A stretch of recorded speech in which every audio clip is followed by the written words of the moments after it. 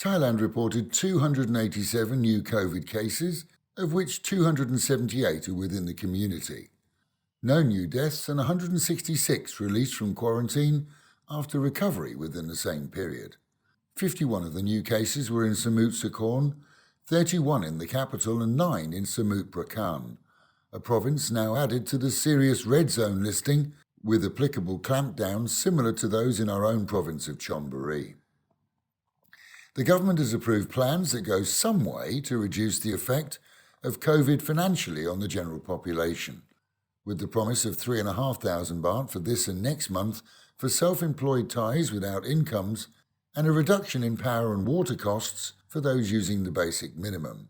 For others, the power savings will be a fraction of the costs, seeing businesses only qualifying for 50 free units. That's all of about 210 baht, whilst homes qualify for 90 free units. Despite promises of government-backed loans for small to medium-sized businesses, the banks actually require property as security in most, if not all, cases, which negates the need for the government backing and makes it impossible for tenanted businesses to qualify. And the Let's Go Halves co-payment shopping campaign for basic provisions that support the poor will allow another 1 million to register this month. Whilst Thailand watches daily figures which vary from 240 to 365 in recent days depending on areas tested, countries with virtually open borders to Thailand are faring much worse, with Burma having had 12 to 1,500 cases daily, now down to around 600, and illegal immigrants crossing the 2,500-kilometre border, which in many cases are just lanes and tracks.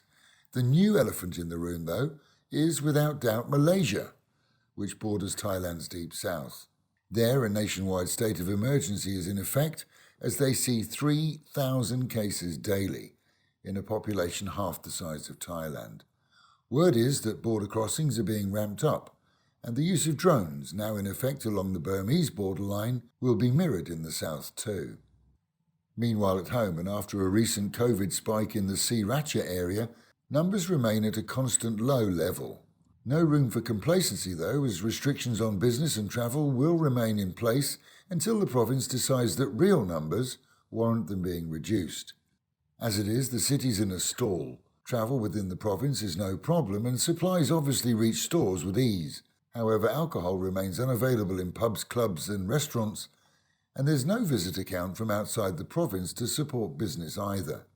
This radio and news station, Fabulous 103, has begun an appeal today. You can catch it on air, YouTube and our Facebook page, asking for support from listeners to keep us going through the crisis.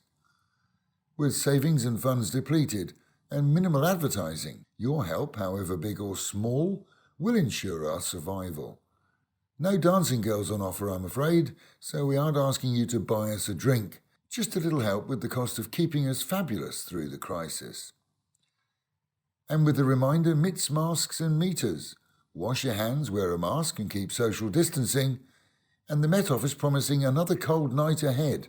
Highs of 29 dropping down to 17. So it's time to dig out the winter clothes. That is the local and national news from Fab FM.